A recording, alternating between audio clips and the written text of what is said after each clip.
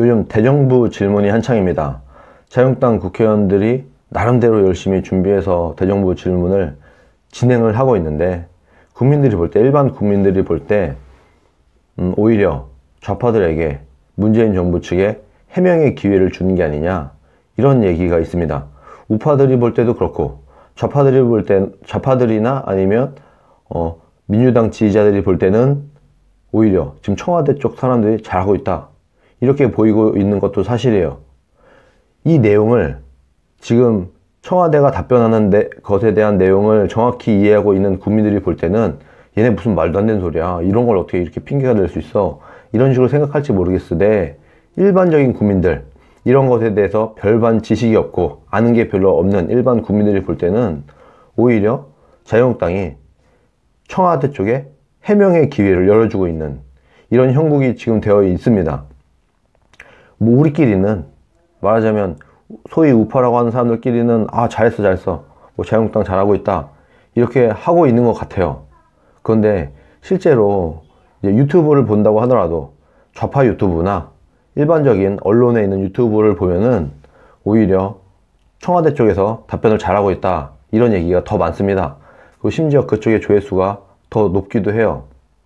이런 상황이다 보니까 우리가 너무 그냥 무조건 잘한다, 뭐 물론 또 당근과 채찍이 필요해서 당근도 중요하지만, 제가 이제 대정부 질문에 있는 영상들을 좀 보더라도 이렇게 하면 안 되는데, 이런 생각이 들어서 오늘 이 영상을 찍게 되었습니다. 제가 전에 좌파와 토론하는 법이라는 영상을 이미 한 번 올렸었어요. 그때의 내용이 똑같이 적용이 되면서 좀 더 이 대정부 질문에 맞게끔 약간 수정이 좀 필요해요. 제가 그때 말했던 거, 첫 번째, 좌파와 토론하는 법. 대정부 질문도 거의 대동소이합니다. 첫 번째, 상대방이 인정을 하지 않고 거짓말 할 것이라 가정하고 준비하라. 대정부 질문 똑같아요. 상대방이 인정하지 않고 거짓말 할 것을 가정하고 준비해야 돼요. 이 사람들이 절대로 자유한국당 의원들이 원하는 답변을 하지 않습니다. 이리저리 빠져나갈 것이고, 절대로 사과하지 않고 하니까 굳이 뭐 사과하라 뭐 이렇게 말할 필요가 없다. 여기에다가 청문회 때 보면 알겠지만 이 사람들의 특징이 뭐냐면, 뭐 잘 기억이 나지 않습니다, 저는 잘 모릅니다, 이런 얘기를 그냥 늘 해요. 단골 메뉴예요. 이런 얘기를 하는 게 똑같습니다. 이번에 보세요. 잘 기억이 나지 않습니다, 잘 모릅니다, 뭐 얘기를 해주세요, 이런 식으로 하잖아요. 당연히 이렇게 하는 겁니다. 당연히. 원래 지금까지 항상 그랬어요. 그런데 이런 말을 한다고 해서 뭐 생각이 나지 않습니다, 이런 거에서 혹해하면 안 되는 거예요. 이런 것을 우리가 좋아하면 안 되는 거예요. 왜냐면 빠져나가는 방법 중에 하나거든요. 그냥 답답할 뿐이지. 그리고 국민들이 볼 때는 뭐 기억이 안 나나 보네, 어떻게 저런 거까지 다 기억하겠어, 이렇게 실제로 생각하기도 합니다. 그래서 이런 걸 보고 좋아할 일이 아니다, 이런 말을 하더라도 정말 상대방을 뭉갤 수 있고 상대방을 논리적으로 공격을 줄 수 있는 방법을 우리가 미리 준비해 와야 되는 것이지, 이런 말을 했다고 해서 아니 제가 어떻게 저렇게 해, 이렇게 하는 거는 그냥 우리끼리 좋아할 뿐이에요. 우리끼리 자화자찬할 뿐이에요. 그러니까 절대로 이렇게 해서는 안 되고, 일반 국민들의 시선에서 일반 국민들이 볼 때도 지금 청와대가 제대로 일을 못하고 있구나 하는 느낌이 들어야 됩니다. 두 번째, 상대에게 말하기보다는 관중 혹은 국민들을 설득하기 위해 말하라. 그러니까 상대방의 잘못을 끌어내기 위해서 말하기보다는 이 대정부 질문을 국민들이 봤을 때 청와대가 정말 허접하구나, 얘네들 아는 것도 하나도 없구나, 자유한국당 국회의원이 정확히 정말 질문을 잘하는구나, 이런 얘기를 들을 필요도 없어요. 그냥 굉장히 무능한 정부, 무능한 청와대, 무능한 장차관들이라고 느낌을 주면 그만이에요. 무능한 행정부인 느낌을 주면 되는 거지. 정말 청와대가 잘하는 건데 자유한국당이 더 잘해, 이런 느낌을 굳이 줄 필요가 없다는 겁니다. 포인트를 잘 짚어야 되고, 일반 국민들이 볼 때 지금 청와대가 뭔가 문제가 있다, 얘네들이 답변도 제대로 못하고 이렇게 헤매는 걸 보니까 뭔가 지금 청와대가 정말 문제가 많구나 라는 느낌을 주는 게 목표가 되어야 된다는 거예요. 세 번째, 같은 말을 여러 번 반복하지 마라. 시간 낭비이며 상대에게 말리는 것이다. 여기다가 하나 더해서 막 어이없어 하는 거, 이런 거 하지 마세요. 뭔가에 질문했을 때 어떤 답변을 보고 기가 막혀 하는 모습들을 종종 볼 수 있습니다. 그런데 그럴 줄 몰랐나요? 그렇게 넘어갈 줄 몰랐어요? 기가 막혀 하는 모습을 보면은 오히려 일반 국민들이 볼 때는 그 자유한국당 의원이 잘못한 걸로 보여져요. 자기가 뭔가 한 방 맞았구나, 어이없어 하고 하고 막 약간 멍한 표정을 짓거나 기가 막혀 할 때 오히려 일반 국민들이 볼 때는 아니 지금 자유한국당 국회의원이 뭔가 잘못된 질문을 해서 뭔가 반격을 받았기 때문에 저렇게 멍한 벙찐 표정을 짓는구나, 이렇게 생각을 하지 이 사람의 답변이 이상해서 자유한국당 국회의원이 어이없어 하는 거라고 느끼지 않는다는 거예요. 그래서 이런 거는 할 필요가 없다, 오히려 실책에 가깝다. 그렇기 때문에 당연히 내가 질문했을 때 정말 엉뚱하게 빠져나가고 물타기 하고 정말 기억이 나지만 모른 척하고 당연히 이런 식으로 액션을 취하고 연출을 할 거라는 걸 알고 나와야 돼요. 대정부 질문을 할 때 이 사람들 만만한 사람이 아닙니다. 뭐 이낙연 국무총리나 이런 사람들이 뭐 우리가 볼 때는 아는 것도 하나도 없어 보이고 모질이 같아 보이고 그럴지 몰라도 이 사람들이 정말 나름대로 열심히 준비해서 나올 거란 말이에요. 그만큼 자유한국당에 있는 국회의원들도 열심히 준비를 하고 정말 내가 꾼을 상대한다, 정말 말빨의 달인과 정말 연출의 달인을 내가 상대한다 라는 생각으로 나가야 됩니다.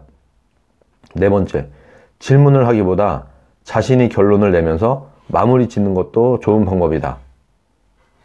질문을 하는데 앞에서도 말했지만 절대로 내가 원하는 답변을 하지 않아요.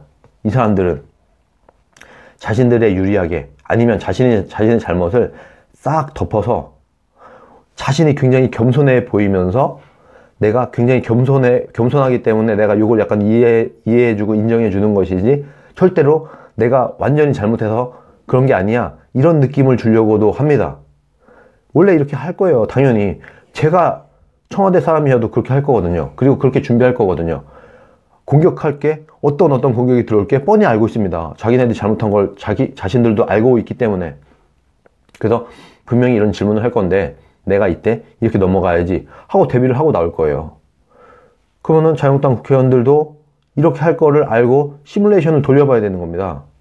그래서 대정부 질문하는 중간에 그냥 이런 겁니다 라고 말하면서 결론을 짓고 이것에 대해서 반박을 하려면 정말 논리적인 반박이 돼야 되는 이런 결론을 미리 내주는 것도 굉장히 좋은 방법이에요. 제가 이따가 예를 잠깐 들어드릴게요.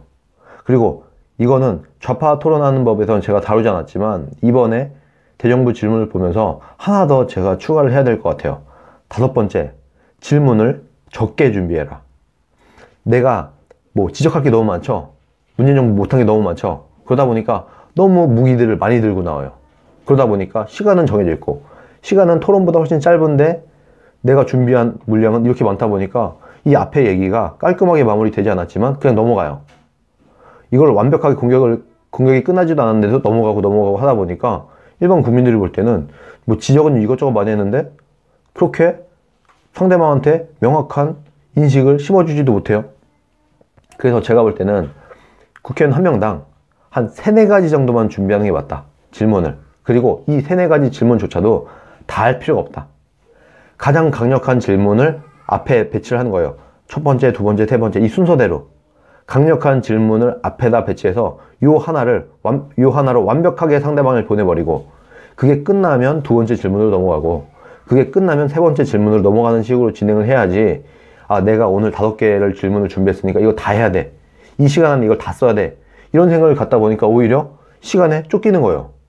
오히려 국회의원이 시간에 쫓겨. 그리고 이 사람들은 시간을 끌려고 하겠죠. 당연히 천천히 말하면서 일부러 천천히 말하면서 질문을 적게 받을수록 자기네들이 좋으니까 오히려 이 시간을 좌지우지하는 게 국회의원의 몫이어야 되는데 오히려 청와대에 있는 사람들이 그리고 행정부에 있는 사람들이 요거를 쥐고 있단 말이에요.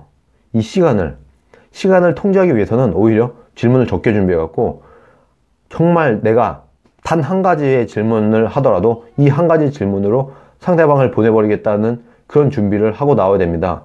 그러려면 사실 미리 시뮬레이션을 해봐야 돼요. 제가 이번 대정부 질문을 보면서 가장 안타까웠던 게 토론 연습을 별로 안 해보고 나온 것 같다. 이런 느낌을 제가 받았습니다. 물론 하셨겠죠. 그렇지만 부족했습니다. 예를 들어서 보좌관들 있을 거 아니에요. 보좌관들 중에서 말빨 좋고 말 잘하는 사람을 한 명 내세운 다음에 그 사람한테 내가 이렇게 질문할 때 상대방이 어떻게 답변할까? 어떻게 물타기 할까? 어떻게 무마하려고 할까? 어떻게 뭉개려고 할까를 연구를 해야 돼요. 그걸 연구를 해서 내가 이렇게 질문했어. 그럼 네가 한번 답변해봐. 아, 이렇게 답변할 수도 있겠구나. 그러면 그때 내가 이렇게 해야 되겠네? 이런 식으로 해서 논리를 다듬고 이 사람들이 어떤 반응을 보이더라도 내가 완벽하게 공격을 끝낼 수 있도록 준비를 해야 되는 거예요. 예를 들어서 한 가지만 예를 들어볼게요. 소득주도 성장이다. 소득주도 성장을 공격할 거는 너무 많아요. 근데 이거를 이 시간 안에 다 할 수는 없고 이거를 반박을 하려면 이 사람들의 논리도 나름대로 있잖아요. 허접하고 말도 안 되지만 어쨌든 억지에 가까운 자신들의 반박할 만한 논리들도 있습니다. 기본적으로 뭐 소득주도 성장은 기본적으로 아주 밑바닥에 있는 사람들의 소득 수준을 높이 끌어올려서 보장을 해준다라든가, 물론 현실적으로 안 되지만 나름대로 이 사람들의 논리도 있단 말이에요. 이 논리들을 굳이 여기서 소개할 시간을 줄 필요는 없어요. 그러면 어떻게 질문을 하면 되느냐? 예를 들어 소득주도 성장이라고 하면 이렇게 질문을 하면 되는 겁니다. 자, 소득주도 성장이라는 것을 했을 때 실패한 사례들은 무진장 많고 성공한 사례는 하나도 없다. 그리고 그러다 보니까 전 세계에서 아무도 어떤 나라도 소득주도 성장이라는 말도 안 되는 짓거리를 하지 않고 있다. 좀 유화해서 표현을 해야 되겠죠. 전 세계에서 이것을 아무도 안 하는 데는 다 이유가 있다. 분명히 실패할 게 뻔하기 때문이고, 전 세계 모든 사람들이, 전 세계에 있는 모든 학자들과 정치인들과 지식인이라고 하는 사람들이 대한민국의 소득주도 성장을 비판하고 있고 비난하고 있고 조롱을 하고 있다. 그런데 왜 지금 문재인 정부는 소득주도 성장을 계속해서 지속적으로 하려고 하는가? 라는 질문을 하는 거예요. 그러면 그래도 나름대로 답변을 하려고 하겠죠. 뭐 이런저런 답변을 하려고 할 텐데, 그 다음에는 이런 식으로 질문하면 되는 겁니다. 이 질문을 할 때 국민의 편에 서서 질문을 하는 거예요. 소득주도 성장 때문에 피해를 보고 있는 자영업자들, 그리고 직장을 잃은 사람들이 지금 쏟아져 나오고 있다. 대한민국 정부가 정책을 하나 잘못한 것으로 인해서 이렇게 수많은 실업자가 생기고 자영업자들이 문을 닫고 있는데 이것을 어떻게 할 거냐. 지금 기껏 하고 있는 것들이 국민의 세금으로 보존해 주는 거, 임시방편으로 이런 짓만 하고 있는데 이게 정당하다고 보느냐. 이렇게 잘못된 정부 정책으로 국민들을 이렇게 파탄으로 몰아냈음에도 불구하고 이 소득주도 성장, 전 세계에서 아무도 안 하는 소득주도 성장, 이미 시장에서 실패를 경험한 소득주도 성장을 지속적으로 계속 하려고 하는 이유가 뭐냐. 나라가 망할 때까지, 그래도 나라가 대한민국의 경제가 무너질 때까지 끝까지 하겠다는 거냐 라는 질문을 하면 되는 겁니다. 그리고 사과를 유도할 때도 그냥 뭐 정책에 대해서 사과하세요 이렇게 하기보다는 이런 식으로 하는 거예요. 잘못된 정부 정책 때문에 폐업을 한 자영업자들이 수두룩합니다. 잘못된 대한민국의 경제 정책 때문에 실직을 한 실직자들이 매우 많습니다. 이분들한테 어떻게 할 거냐. 이분들한테 사과해야 되는 거 아니냐. 우리가 잘못된 정책을 펴서 실직자들이 생기고 자영업자들이 문을 닫고 소상 중소기업자들이 문을 닫고 폐업을 하는 사례들이 속출하고 있는데 이분들한테 그럼 정부가 사과해야 되는 거 아니냐. 이런 식으로 국민들에게 너희들의 잘못된 정책 때문에 피해본 국민들에게 사과하라. 이런 식으로 사과를 하게 되면은, 사과를 하라고 주장을 하게 되면은 사과 안 하면 되게 애매해지지 않겠습니까? 아, 뭐 그분들에게는 뭐 저희가 뭐 사과의 말씀을 드립니다. 이렇게라도 할 수밖에 없을 거예요. 당연한 거 아니에요. 이때 만약에 뭐 그렇지만 뭐 그분들 말고도 더 좋아진 사람들이 있기 때문에 이런 식으로 하게 되면은, 그렇게 한다고 하더라도 그러면 자영업자들과 실제로 실직을 한 그 사람들의 분노를 일으키게 될 겁니다. 왜냐면 자기 자신을 대변해 준 거거든요. 이 국회의원이 실직한 사람들, 폐업한 사람들을 대변해 줬어. 근데 여기에 사과 안 해. 그러면 이 사람들은 분노를 하게 되는 겁니다. 이런 식으로 정치적으로 이것을 풀 필요가 있다. 저는 그렇게 봤습니다. 이런 식으로 해놓고 난 다음에 이제 나중에 이런 식으로 마무리를 하면 되겠죠. 정말 이렇게 경제를 파탄낸 소득주도 성장임에도 불구하고 아직까지도 이 사람들은 이렇게 우리나라 경제를 말아먹고도 아직도 정신을 못 차리고 있다. 지금 경제 정책을 실행을 해서 이미 이게 실패라는 게 이미 확증이 났음에도 불구하고 정신 못 차리고 있는 정부다. 이런 식으로 결론을 지었으면 어땠을까 생각이 전 들었습니다.